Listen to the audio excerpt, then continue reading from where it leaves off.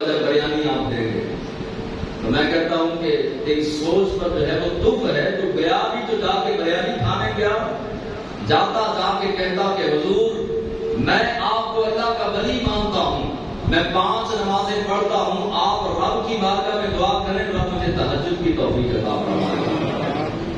وہاں پر جا کر جو ہے وہ اللہ کا قرب مانگنا چاہیے, حضور کی محبت مانگنی چاہیے, اللہ کی رحمتوں کا حصول مانگنا چاہیے. لوگ بریانیاں کھانے چلے جاتے ہیں کہ مجھے کھیر ملے گی یا بریانی ملے گی تو میں آپ کو اللہ کا ولی مانوں گا. نہ مان, رب مان رہا ہے. تیرے نہ ماننے سے کوئی فرق نہیں پڑے گا. جب خالق کائنات اولیاء کی شان جب رب نے قرآن میں بیان کر دی تو تیرے نہ ماننے سے کیا فرق پڑے گا. آج بھی کئی 2 ٹانگوں والے کتے اولیاء پہ بھونکتے ہیں. تم جا کے شرک کرتے ہو, تم جا کر یہ کرتے ہو وہ کرتے ہو. ہم علماء حق جو ہیں وہ الحمدللہ جو غلط معاملات ہوتے ہیں, یہ دھاگے باندھنا, لال دھاگے باندھ لینا, یہ کڑے پہن لینا, بڑے بال رکھ لینا, 6 مہینے نہ نہانا, ناخن نہ کاٹنا, وہاں جا کے دھمالے ڈالنا اور جو ہے وہ ڈھول کی تھاپ پہ رقص کرنا, ہم اس کے مخالف ہیں. یہ قرآن و سنت کے خلاف ہے چیزیں, اور ہم عوام اہل سنت کو جو ہے وہ تنبیہ کرتے ہیں, خبردار کرتے ہیں اور اس چیز سے منع کرتے ہیں کہ یہ چیزیں جو ہیں یہ رسمیں جو آج بنا رکھی ہیں یہ رسمیں اولیاء کاملین کی رسمیں نہیں ہیں. ایک بندے نے اعتراض کر دیا, یہ جو اولیاء کے مخالف جو لوگ ہیں ان کا ایک عالم تھا, اس نے اعتراض کر دیا کہ داتا حضور کا دربار یہ نہیں ہے, یہاں پہ داتا حضور کی قبر نہیں, بلکہ اس نے کہا کہ جہاں اقبال کی قبر ہے اس کے قریب قریب کی قبر, اس نے کہا کہ وہ داتا حجویری کا مزار ہے کہ مزار نہیں ہے. اس نے شور کر دیا تاکہ لوگوں کی توجہ ہٹ جائے, لوگوں کی عقیدت داتا دربار سے جو ہے وہ کمزور پڑ جائے اور کم ہو جائے اور لوگ پیچھے ہٹ جائیں. لوگوں نے بم دھماکے کیے, لیکن اس کے باوجود جب دربار کھلا تھا تو پہلے سے زیادہ رش تھا. اور میں نے جو ہے وہ ناروال کی سرزمین پر جو ہے وہ میڈیا کے سامنے یہ کہا تھا کہ تم بم دھماکے کتنے مرضی کر لو, لیکن داتا کے ماننے والے کبھی بھی نہیں رک سکتے اور نہ کبھی خوف زدہ ہو سکتے ہیں. داتا کے ماننے والے پہلے سے زیادہ ہو کر اور ٹولیوں کی شکل میں, قافلوں کی شکل میں آئیں گے. اور جیسے ہی داتا دربار کا دروازہ کھلا تھا تو پہلے اندر رش ہوتا تھا, بغیر عرس کے باہر بھی رش تھا, سڑکوں پہ بھی رش تھا اور اندر بھی رش تھا. انہوں نے تو سوچا تھا کہ ہم خوف ڈالیں گے عوام کے اندر تاکہ لوگ اللہ کے ولیوں کے درباروں سے پیچھے ہٹ جائیں, لیکن پھر سنی ہوتا ہے. آج کے رسول کے اندر خدا کے خوف کے علاوہ کوئی خوف نہیں ہوتا. داتا حجویری پر اعتراض کیا گیا, دوسرے کھڑے کے عالم نے کہا کہ یہاں پہ دربار نہیں ہے. یہ بات چلتے چلتے فیصلہ آباد پہنچی. فیصلہ آباد ایک اللہ کا ولی حیات موجود تھا, اس کا نام تھا محدث اعظم پاکستان مولانا سردار احمد صاحب رحمۃ اللہ تعالی علیہ. آپ موجود تھے. آپ نے فیصلہ آباد سے جلدی سے لاہور کا سفر کا آغاز کیا اور آ کر کے جو ہے وہ بھاٹی چوک کے اندر بہت بڑا جلسہ کیا اور جلسہ کر کے فرمایا کہ او اعتراض کرنے والے کہ یہاں داتا حجویری کی قبر پاک نہیں ہے تو میرے ساتھ آ جا, میں اور تو داتا حضور کی قبر نور پر جا کے کھڑے ہوں گے, آواز میں دوں گا. اگر داتا حجویری قبر سے باہر نہ آئے تو تو جو ہے وہ سچا, اور اگر قبر پاک سے باہر آئے تو میں سچا. اب جو ہے وہ آپ نے بہت بڑے جلسے میں یہ اعلان کر دیا. اس عالم تک بات پہنچی اور کچھ لوگ اس کے پاس گئے, کہا کہ اتنا بڑا دعویٰ کیا ہے کہ تو آ جا اور میں تیرا بازو پکڑ کے داتا حضور کی چوکھٹ پہ کھڑے ہو کے میں آواز دوں گا داتا حجویری کو. اگر داتا حجویری قبر پاک سے باہر آ گئے تو میں سچا ہوں, اور اگر قبر پاک سے باہر نہ آئے تو سچا ہے. اب جو ہے وہ اس عالم نے کہا کہ میں تو نہیں جاؤں گا. کہا کیوں؟ کہا کہ اگر باہر آ گئے تو ساری زندگی ہمارے مسلک پر لوگ تھو کریں گے, لہٰذا آپ ان کو جا کے کہہ دو کہ میری طبیعت ٹھیک نہیں, طبیعت ٹھیک ہوگی تو آ جاؤں گا. اب جو ہے وہ جلسہ ختم ہوا.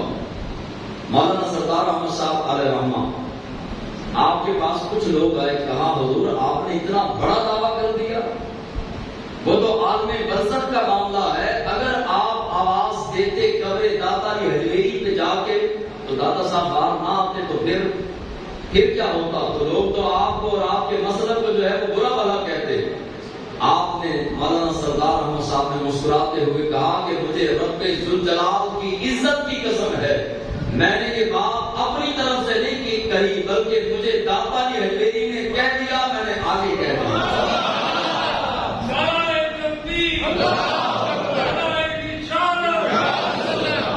مجھے داتا صاحب نے فرمایا کہ یہ کہہ دے، میں نے اعلان کر دیا، اب سائن جانے یا وہ جانے، میرا اس میں کیا ہے؟ میں نے پیغام آگے پہنچا دیا اور اپنی طرف سے نہیں، داتا صاحب کی طرف سے پہنچا دیا۔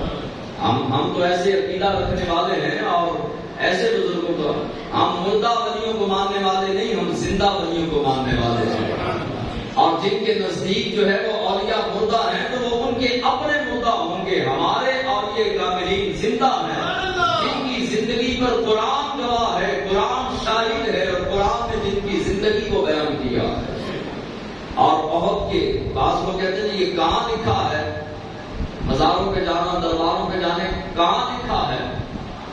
تو میں جواب دیا کرتا ہوں کہ یہ حدیث میں لکھا ہے، یہ حضور کے فرمان میں لکھا ہے۔ اللہ کے محبوب علیہ السلام ہر سال شہدائے احد کے درباروں پہ جایا کرتے تھے، اور ہر سال آپ نے مخصوص دن کیا ہوا تھا، جیسے ہی جو ہے وہ احد کے شہداء کا عرس آتا تو محبوب خدا احد کے میدان میں جاتے اور ان کے درباروں پر تشریف لے کر ان کو نوازتے۔ تو درباروں پر جانا بھی مصطفیٰ کریم علیہ السلام کی سنت ہے۔ بخاری شریف، امام ترمذی، ابو داؤد، نسائی، جتنی سیاستہ کی جن کو پڑھ کے بندہ عالم بنتا ہے، ان تمام کتابوں میں یہ حدیث موجود ہے کہ اللہ کے حبیب علیہ السلام میدان احد میں ہونے والے شہداء کے درباروں پر ہر سال تشریف لے کر جایا کرتے۔ اور بعض لوگ کہتے ہیں کہ چادر چڑھانا کا لے کر، ہم نے کہا کوئی فرض تھوڑی ہے، فرض واجب نہیں ہے، نہ ہم پھول چڑھانا اور نہ چادر چڑھانا اس کو فرض واجب کہتے ہیں، البتہ جو مقدس چیز ہوتی ہے اسی کو غلاف چڑھتے ہیں۔ اب کعبۃ اللہ پر غلاف جو چڑھتا ہے، کہاں کون سی قرآن کی آیت میں لکھا ہے کہ غلاف کعبہ جو ہے وہ چڑھانا چاہیے؟ کون سی حدیث پاک کے اندر ہے کہ اللہ کے حبیب علیہ السلام نے فرمایا کہ پتھر کی اس بلڈنگ کو جو ہے وہ غلاف چڑھاؤ؟ اب جب وہ غلاف کعبہ جائز ہے تو اس کا اشارہ یہ ہے کہ مقدس چیزوں پر غلاف چڑھانا یہ بہترین عمل ہے۔ اب قرآن مجید ہے، آپ الماری کے اندر 50 کتابیں رکھ دیں اور آپ اپنے بچے کو کہیں کہ جاؤ بیٹا قرآن پکڑ کے لاؤ، اب بچہ الماری میں جائے گا تو جس کتاب پر غلاف چڑھا ہوگا وہ جلدی سے پکڑ کے لا کے کہے گا بابا یہ قرآن ہے۔ بیٹا تمہیں کیسے پتا چلا یہ قرآن ہے؟ بابا اس لیے کہ قرآن پر غلاف چڑھا ہوا تھا، دوسری کتابوں سے بہترین اور علیحدہ رکھنے کے لیے غلاف چڑھا کے اس لیے رکھا تاکہ قرآن کی عظمت کا پتہ چل جائے۔ ہم چادریں اس لیے چڑھاتے ہیں کہ عام قبروں سے پتہ چل جائے کہ یہ صاحب مزار کوئی عام نہیں ہے، یہ اللہ کا ولی ہے۔ جس طرح عام کتابوں سے علیحدہ رکھنے کے لیے غلاف قرآن کو چڑھایا جاتا ہے، اسی طرح اللہ کے ولیوں پر چادر چڑھا کر ہم بتاتے ہیں کہ یہ عام قبر نہیں ہے، یہ اللہ کے ولیوں کی قبر ہے۔ اور ایسے ہی بے وقوف جن کو شرک کے معنی نہیں آتے، شرک کا مطلب نہیں پتا، وہ بھی جو ہے وہ شرک کے لوٹے بھر بھر کے جو ہے وہ اہل ایمان پر ڈالتے ہیں۔ اب ان کو پوچھا جائے کہ شرک کا معنی کیا ہے تو شرک کا معنی بھی نہیں آئے گا، پتہ بھی نہیں۔ ان کے نزدیک تو میلاد بھی شرک، چالیسواں بھی شرک، اور درباروں پہ جانا بھی شرک، شرک کا رٹا لگا کر ساری زندگی کچھ نہیں کیا، صرف مسلمانوں کو کافر کیا۔ اہل ایمان کو جو ہے وہ شرک کے فتوے کی زد میں لیا، بس اور کوئی کام نہیں آتا۔ حالانکہ اہل ایمان کا طریقہ رہا ہے کہ بزرگوں کے درباروں پہ جانا اور ان کے توسل سے رب سے مانگنا۔ بہت سارے اولیاء کاملین، صحابہ کرام، خود نبی کریم صلی اللہ تعالی علیہ وسلم کا یہ انداز رہا۔ ایک کرامت جو ہے وہ آپ سن لیجیے۔